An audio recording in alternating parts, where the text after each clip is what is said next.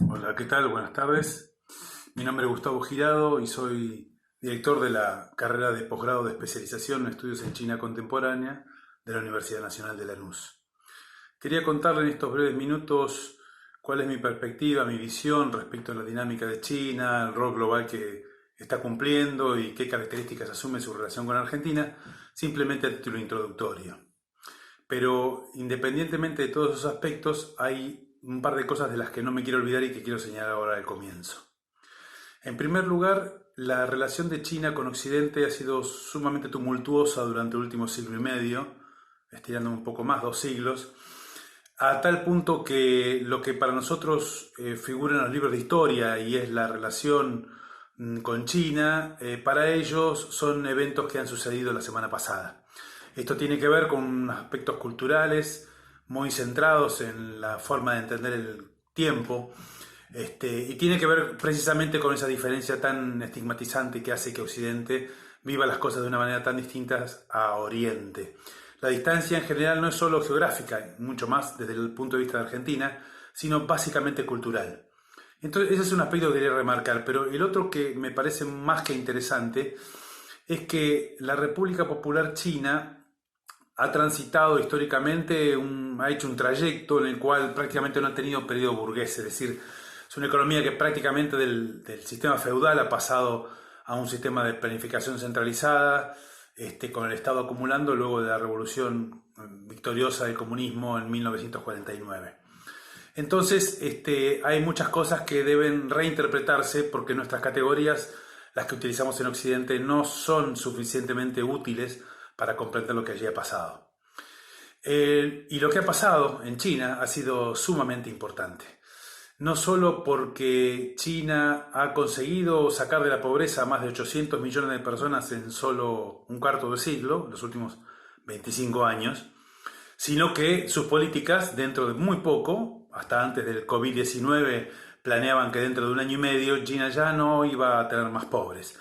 De acuerdo a las categorías que utiliza el Fondo Monetario o el mismo Banco Mundial, China no iba a tener población en categoría de pobreza y va a ser una economía eminentemente de clase media, una cantidad de gente en esa condición que supera a toda la Unión Europea más los Estados Unidos de Norteamérica en su conjunto, todo sumado. China era una economía básicamente campesina y muy empobrecida allá hacia el último cuarto del siglo pasado, es decir, para 1980 aproximadamente. Y la transformación más importante es que se ha construido hoy una economía urbana e industrial en la cual los mecanismos de mercado, digamos, conviven con la planificación centralizada. Y es esa planificación centralizada precisamente lo que ha caracterizado gran parte del éxito económico de China. Ese éxito económico es ampliamente conocido como un proyecto en el cual las tasas de crecimiento han sido durante más de 30 años de 2 dígitos, pero China ha conseguido transformar ese crecimiento en desarrollo. Y eso no es menor, porque la acumulación de capital que ha hecho el Politburó, administrando el Estado, ha generado beneficios para toda la sociedad, a tal punto que justamente, si bien sigue siendo una economía con muchos pobres, porque es la segunda economía en cantidad de pobres luego de la India, sucede que la velocidad con que reducen la pobreza les va a permitir alcanzar esa categoría que mencioné hace un instante, que es la de una economía sin pobres. China aplica estos mecanismos de mercado a partir del último cuarto del siglo pasado y desde que ingresa en la OMC aproximadamente en el 2001, en diciembre del 2001, China comienza por primera vez en su historia a recibir capital extranjero. Ya lo venía recibiendo el fin del siglo pasado, pero la presencia de capital extranjero en su territorio ha permitido que haya una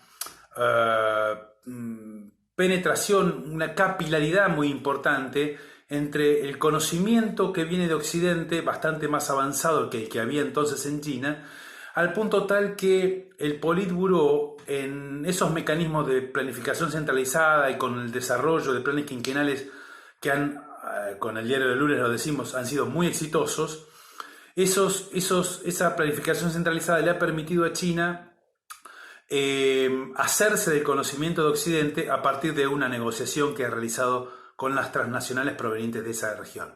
Dicho de otra manera, la presencia de capital transnacional en Asia ha permitido que China se convierta en una potencia exportadora. Hoy ya es China una potencia exportadora, una potencia importadora, también la economía en vía de desarrollo que más inversiones recibe del mundo, pero también se ha convertido en un exportador de dinero. Y hoy por hoy exporta más dinero del que recibe. Esto es un exportador neto de capitales.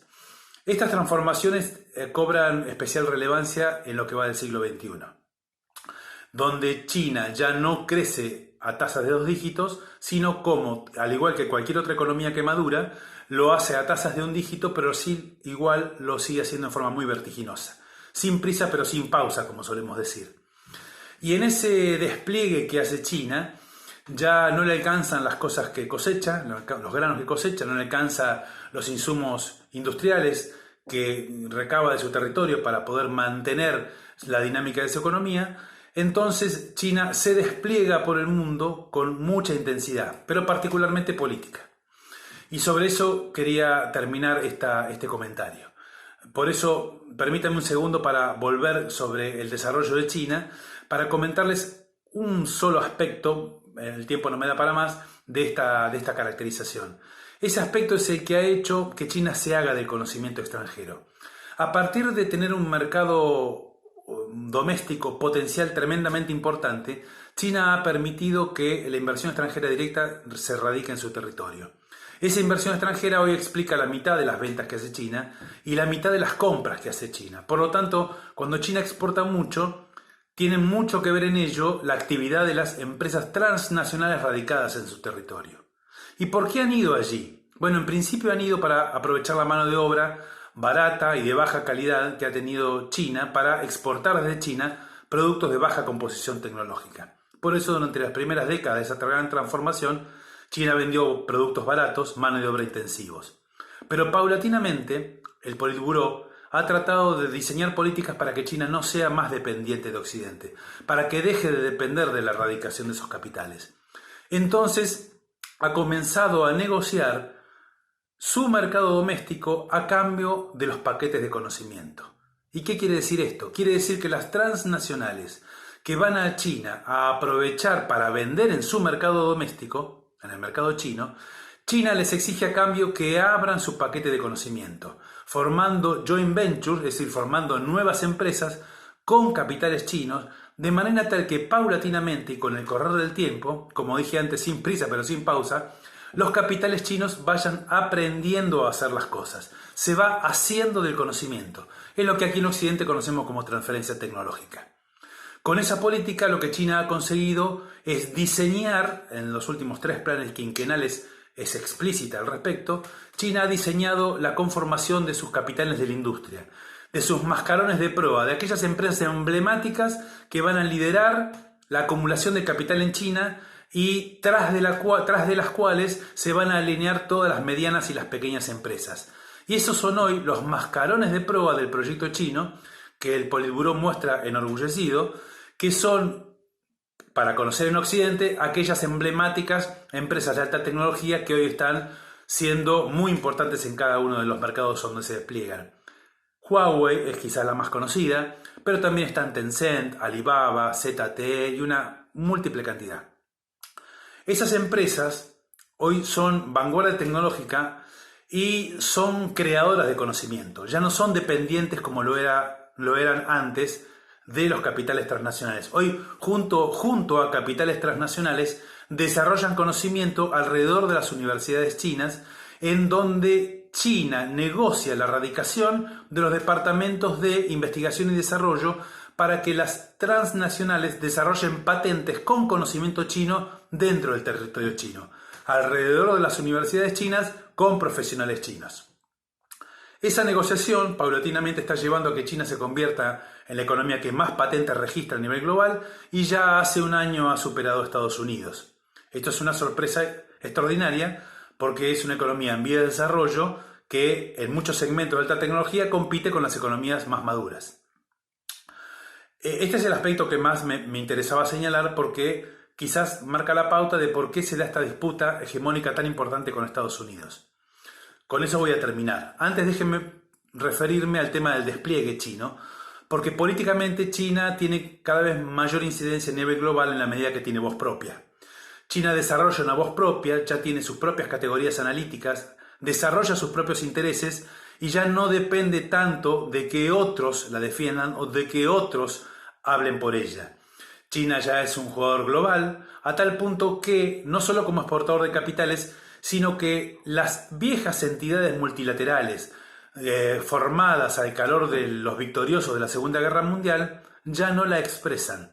China está subrepresentada en las instituciones que establecen los mecanismos de regulación del funcionamiento del mundo desde la época de la Segunda Guerra Mundial hasta aquí. Por eso ha tenido China que crear sus propias instituciones, porque Occidente se resiste mucho a compartir esos espacios de hegemonía política. De ahí la aparición de la iniciativa de la Franja y la Ruta, la aparición del Banco Asiático de Inversión e Infraestructura, la aparición del Banco de los BRICS, la aparición también de la Organización de Cooperación de Shanghái en términos de defensa, entre tantas otras. China en todas ellas es el pivot principal, es el que administra muchas de estas instituciones y entidades y disputa palmo a palmo el desarrollo de distintos tipos de proyectos de inversión e infraestructura a nivel global. Por eso el proyecto de la nueva Ruta de la Seda es el proyecto de infraestructura más grande del mundo que tiene lugar en estos momentos, a pesar de la particular situación sanitaria a nivel global que estamos viviendo.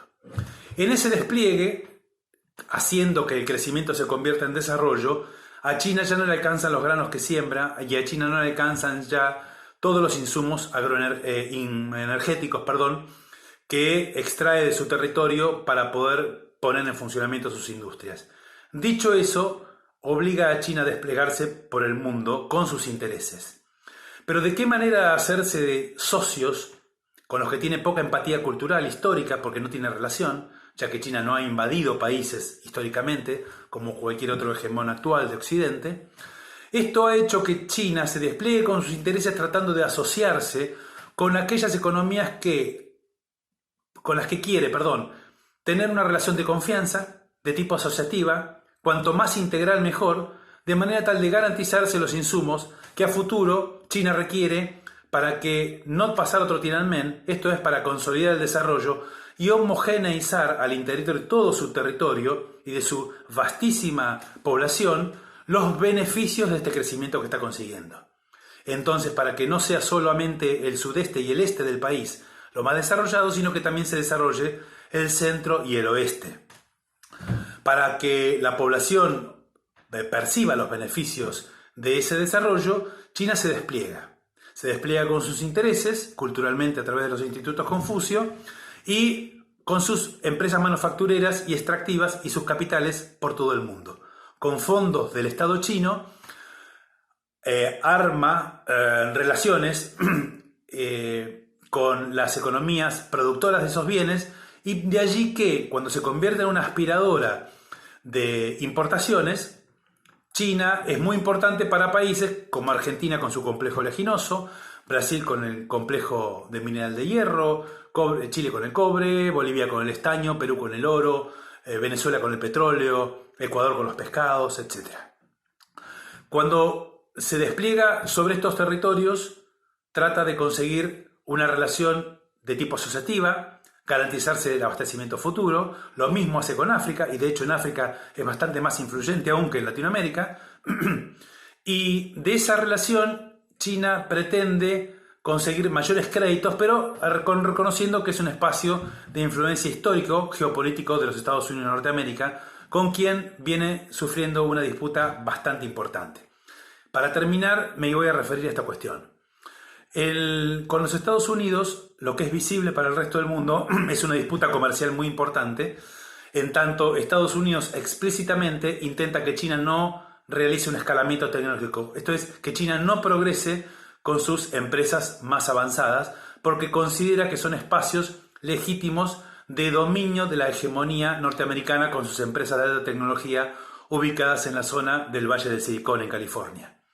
Estados Unidos no pretende ceder un palmo de espacio con sus empresas, ya que son las que establecieron los lineamientos, los patrones sobre los cuales se desplegó toda la tecnología del 1G, 2G, 3G e incluso 4G. Pero ahora, con las empresas chinas en la vanguardia tecnológica y muy particularmente Huawei en el 5G, China se despliega disputando esa hegemonía y justamente en el 5G, una tecnología que es 100 veces más importante que el 4G, que aquí en Argentina aún estamos pretendiendo que se termine de desarrollar,